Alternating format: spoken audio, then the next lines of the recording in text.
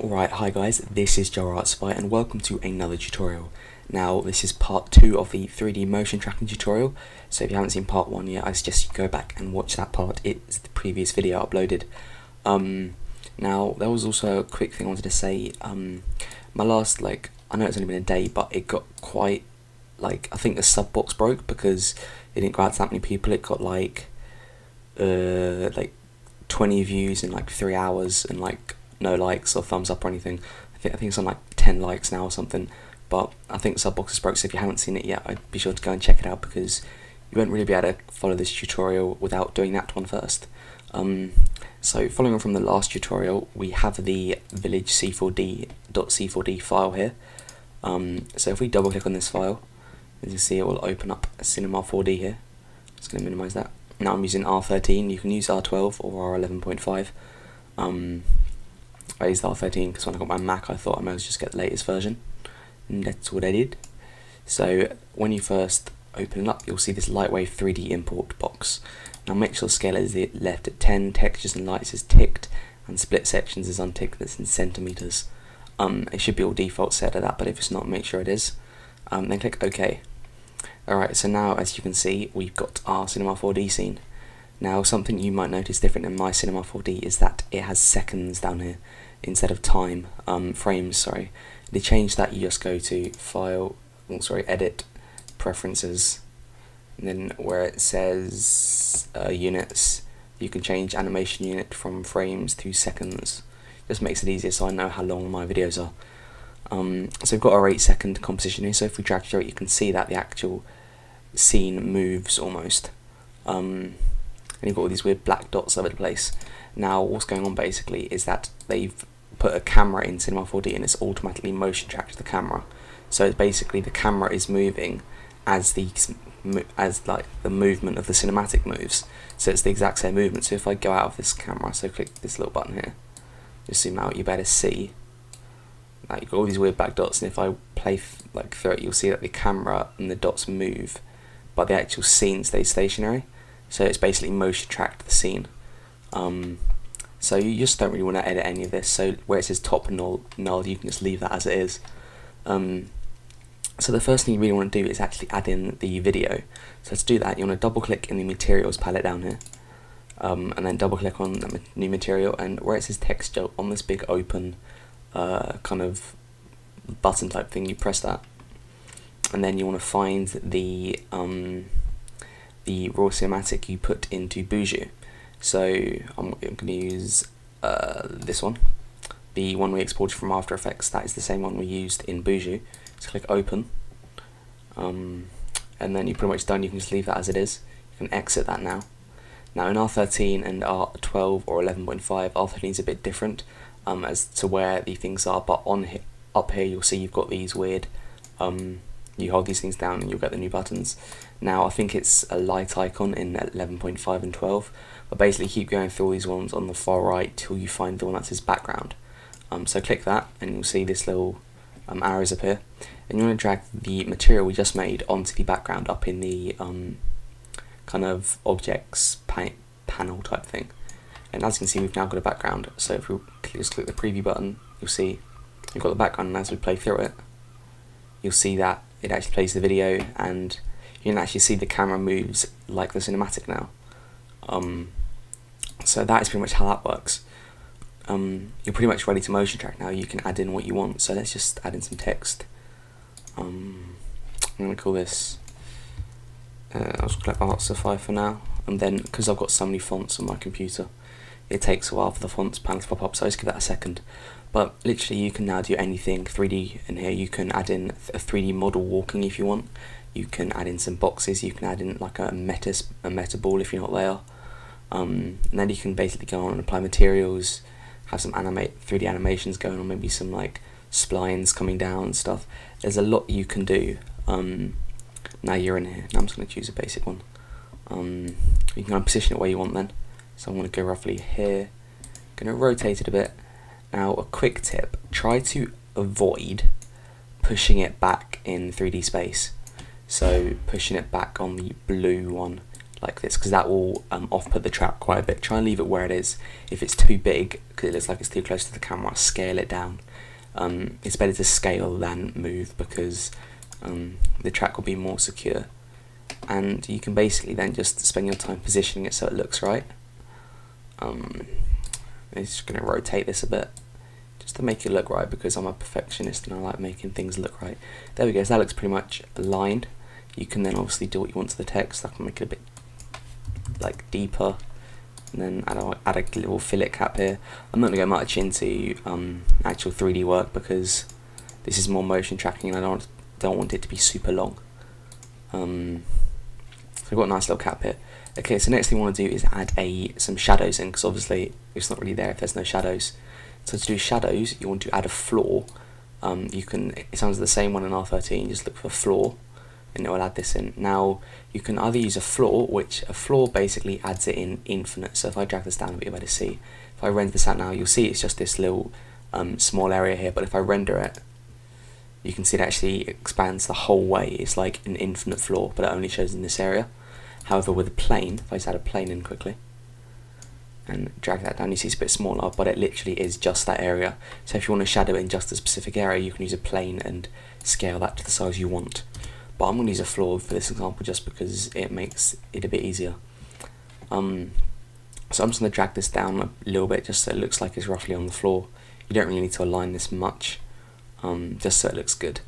Now, like I say, if you render it out now, it's a massive black box.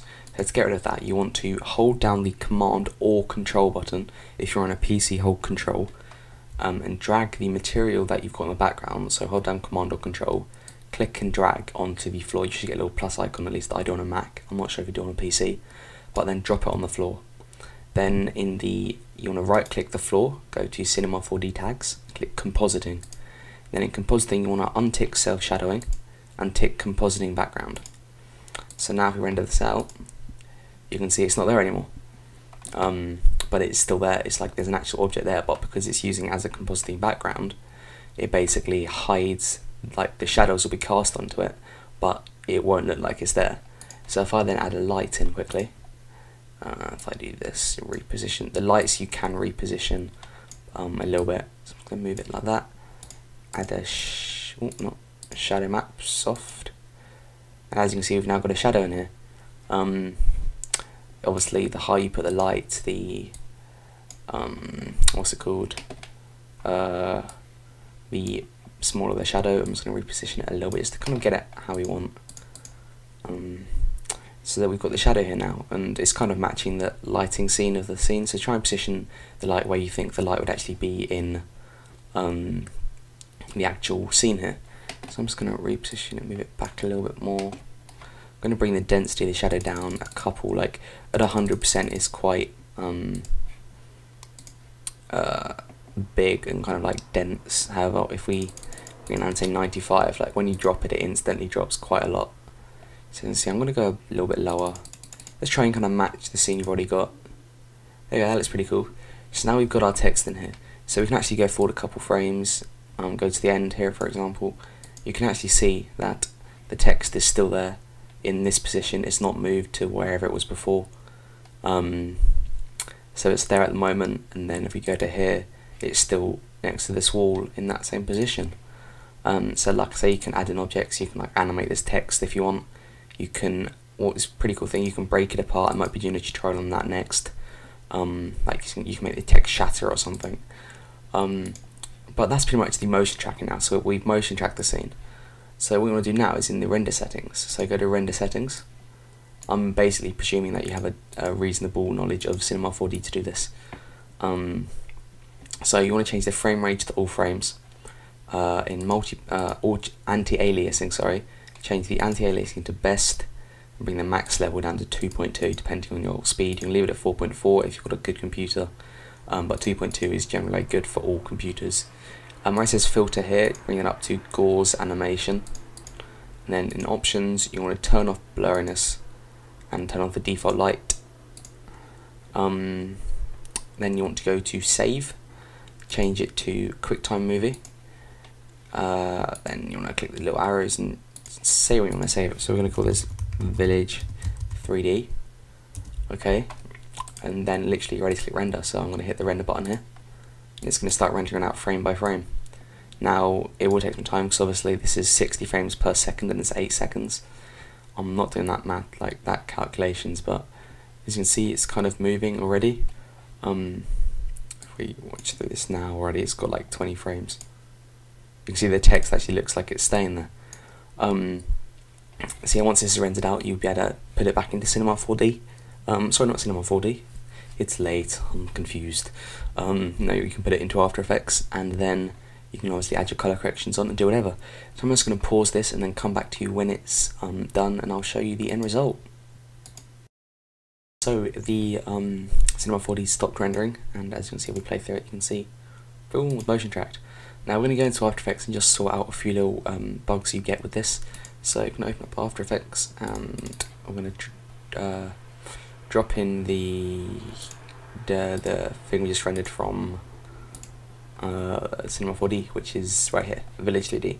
Now the renders from Cinema 4D are big file formats. This one's 1.27 gig for 8 seconds. So yeah, they do take up a lot of space. So if we just drop this in here, you can see, if I drop it in, there we go. We've actually got our track. So if we scan through this, you can see it's perfectly motion tracked. With a little bit of shakiness, but you're never going to get a perfect track. Hence, on most 3D tracks, you're going to always have a bit of camera movement with like some wiggle or something.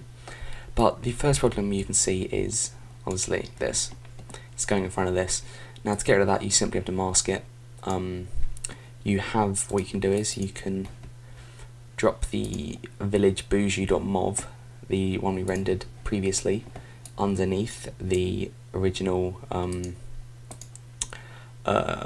So we can get rid of the original footage, and now you can see we've dropped this in. So if we unhide that, you can see it's pretty much the exact same. It's a little bit different. But the first thing we need to do is hold Command Alt and T to create the time remapping option. And because this is a little over 8 seconds, we want it to be exactly 8 seconds. Now this is due to the fact that Cinema 4D can't render in 0.94 59.94 frames per second. It has to render in 60. So to fix this, you need to just adjust see this last keyframe here, you need to drag this back a couple frames to match the actual end, so it actually speeds up a bit. And now if we hide it, you can see it's an exact match. So now all we need to do is mask this. So if we just make a quick mask here, I'm not going to show you how to mask because if you watch my tutorials, you most likely know how to mask. So I'm struggling to see the actual borders of the mask here. I think it's like, I zoom in a little bit. Just drag this around, just so I'm not actually going to animate this entire mask. Don't worry, I'm just going to show you so you can know what I'm actually doing. And then do the same down here. Make sure the mask is positioned correctly, like so. That should do. Now there is a little bit of masking glitching going on, but there's nothing you can do to avoid that. And then you want to change the mask to subtract. And as you can see, if we go forward a couple frames, we need to readjust the mask because I masked it weirdly. Who's a silly boy? Grab this and just move the mask a little bit, like so, and like, oh, yeah, can't select it. There we go. So there we go. You can see it's actually, that's all you need to do. You just need to mask it and then animate the mask.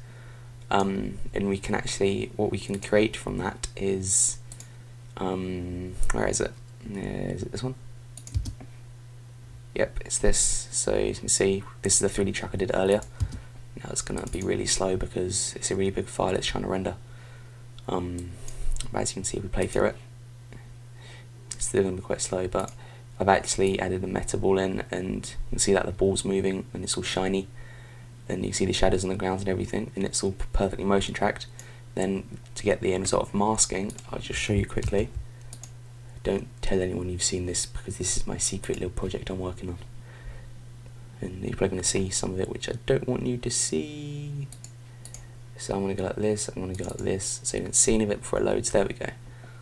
And as you can see, if I just get rid of the magic bullet looks and everything, you can see I've got the clip here, and as it plays through, I guess here you can see it's been masked out, and then here it's masked again, so it's behind the thing, and then it's starting to appear on the other side because it is.